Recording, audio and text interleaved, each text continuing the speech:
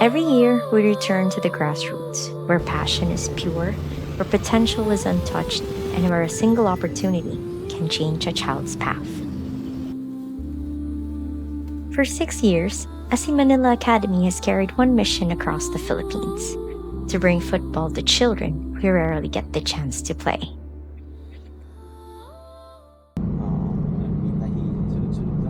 Hello guys, we're going to Baler.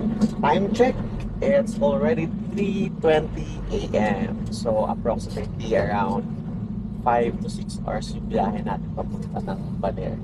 Pero gagawin natin yung outreach program natin sa Tipakulaw, Aurora. This year, together with SAS FC and generous donors, we carry the same promise: to show up, to teach, and to inspire. So meron tayong nilaan na 2 days para sa mga kids. From Manila to Aurora, the journey continues. Because football is more than a sport.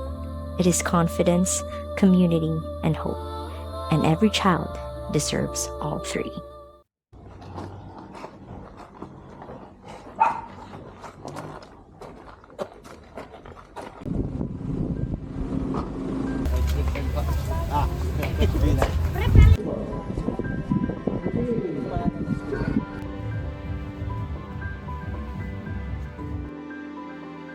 From Tipakulaw and Baler, the kids arrived.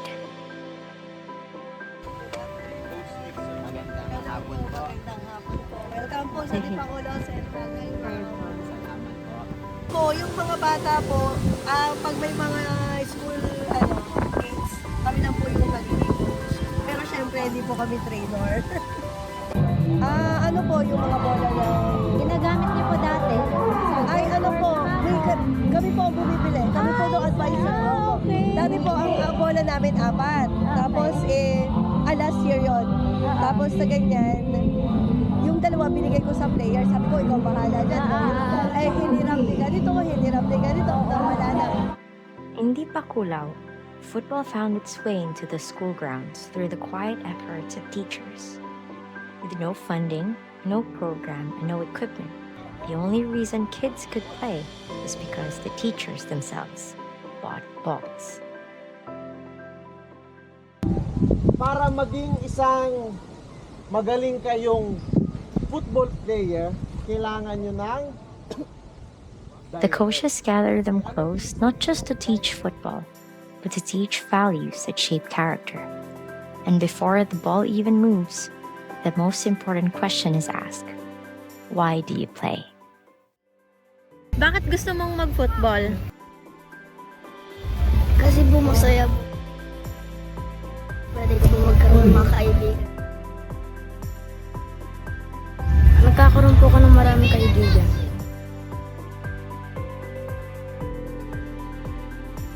Masaya ako.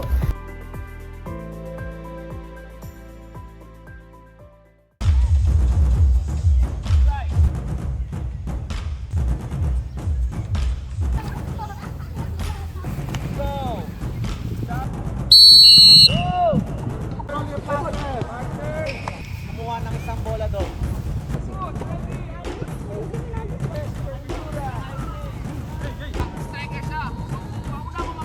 While waiting! Second place! While waiting, let's go! Yung mga kuya natin dito sa pinakadulo.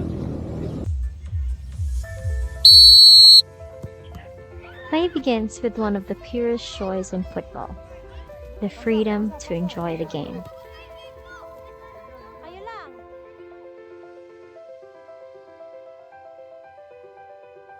As early as their age na matuto sila ng mas maaga, mas maganda.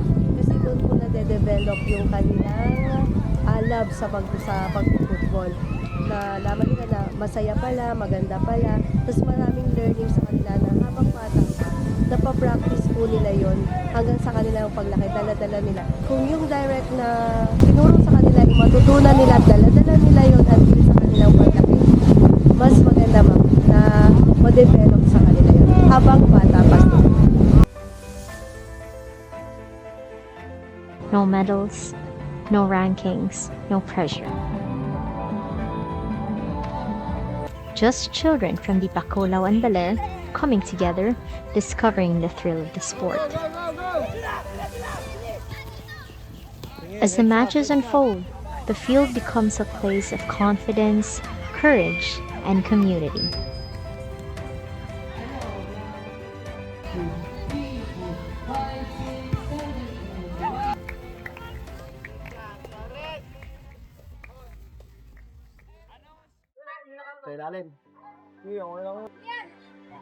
Part of giving is nourishment, not only for skill, but also for the body.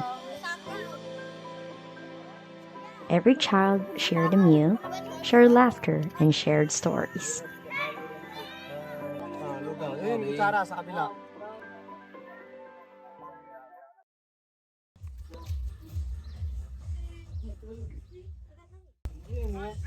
Before any program begins, there are people who make the first move behind the scenes.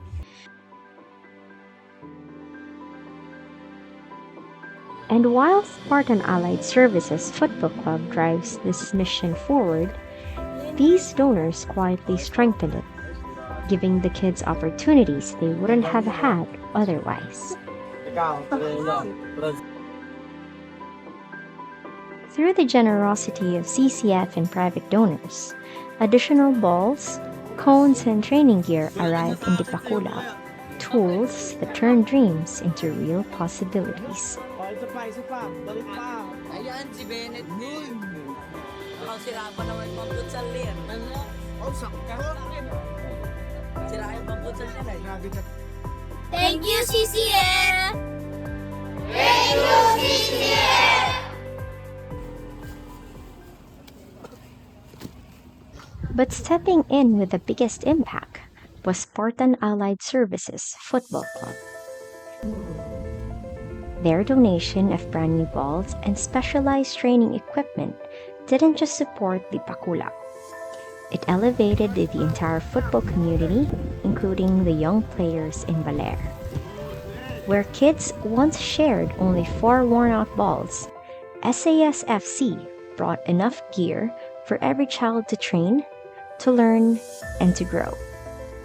We're so grateful kasi napili ninyo ang Aurora Province, napili ng SAS o Spartan Allied Services ang Aurora Province, most especially di Bacolao Central, para mabigyan ng chance yung mga bata namin dito, mga football players namin dito na. So maraming salamat sa SAS at sa ibang donors. Thank you very much.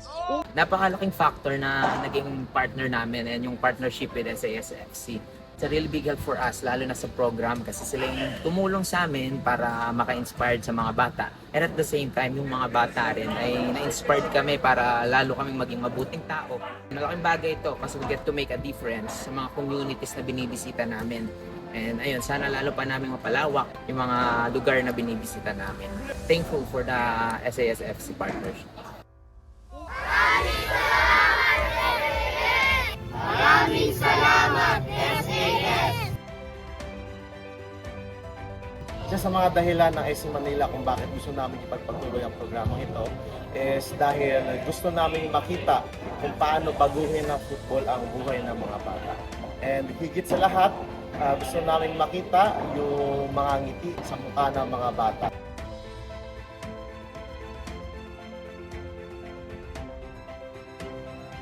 Maraming salamat din sa mga sumuporta sa aming programa, SAS Management, CCF, Barikayog, and sa mga kaibigan ko na walang sawang sumusuporta sa mga proyekto na katulad nito. I hope this program inspires kids to keep going and never stop dreaming. Kahit anong pang challenges ang kaharapin nila, gusto ko rin makita nila na magandang football. Nandun yung pagkakaibigan, pagbibigayan, at higit sa lahat yung pagpapakumbaba at pagpapatawad kapag nakasakit sila. And ayun, sana ma-enjoy nila yung football at maging isa ito sa dahilan para mapalapit sila at maging thankful sila kay God. Lagi kayong mag-ingat. Kita-kits tayo sa next project namin. See you! This wasn't just a gift. This was a momentum. A push that helps whole community move forward.